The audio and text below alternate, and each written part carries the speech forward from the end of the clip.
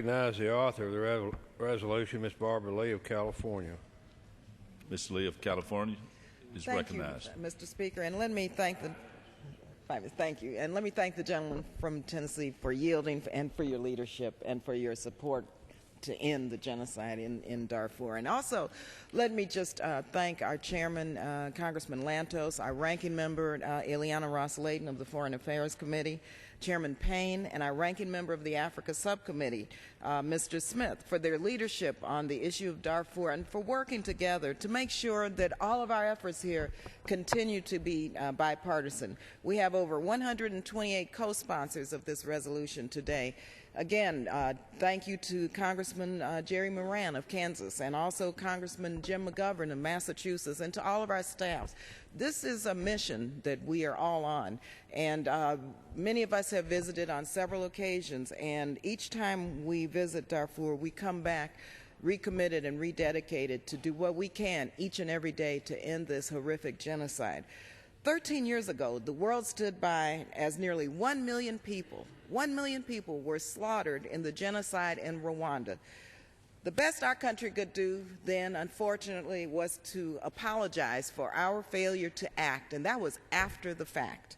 Many of us swore that another Rwanda would never happen again on our watch. But today, Mr. Speaker, it's happening again. Nearly 3 years ago, under the bold leadership of our good friend, Chairman Donald Payne, on July 22, 2004, Congress formally declared that genocide was taking place in Darfur. Estimates indicate that nearly 450,000 people have been killed and 2.5 million innocent civilians have been displaced to date. I witnessed this ongoing tragedy for the first time in 2005 when I visited the refugee camps in Chad and Darfur with two great humanitarian leaders, Don Cheadle and Paul Rusesabagina, led by this delegation, again bipartisan, by Chairman Ed Royce. In February 2006, under the leadership of our great speaker, Congresswoman Nancy Pelosi, I had the opportunity once again to visit the refugee camps in another region of Darfur. This again was a bipartisan delegation. And just this past April, along with my colleague, Congresswoman Ileana Ros-Layton, we visited another region in Darfur as part of this visit organized by our majority leader, Steny Hoyer. And as Congresswoman Ros-Layton has said, what we saw in Darfur, of course, is continuing to deteriorate, but more and more people are dying. And even humanitarian aid workers are at risk. The day before our delegation arrived, 5 soldiers from Senegal were killed in Darfur. African Union soldiers there to protect innocent civilians.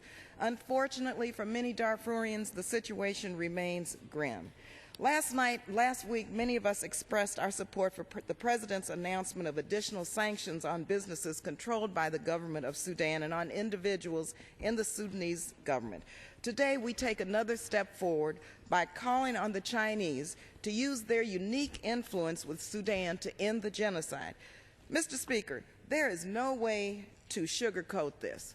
China is the principal trading partner of a genocidal regime that has thumbed its nose at the international community.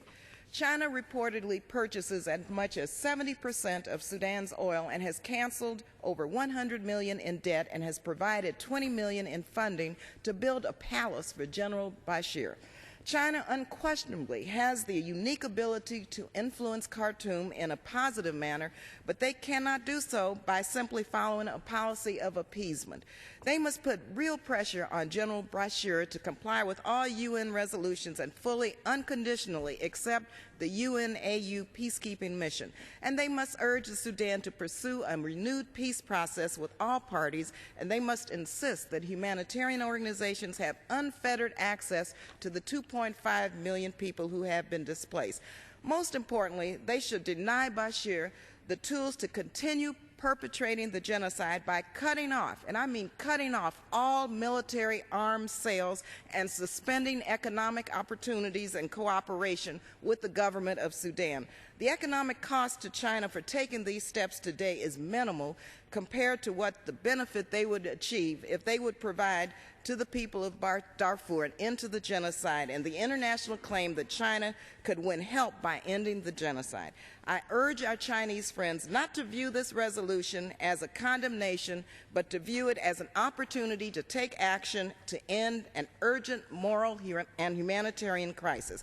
And so we're urging the Chinese government to act, and our own steps must increase to stop this horrific and unbelievable tragedy occurring on our watch. Thank you, Mr. Speaker, and I want to thank all of the members here who are speaking in support of this resolution. Gentlewoman yields back.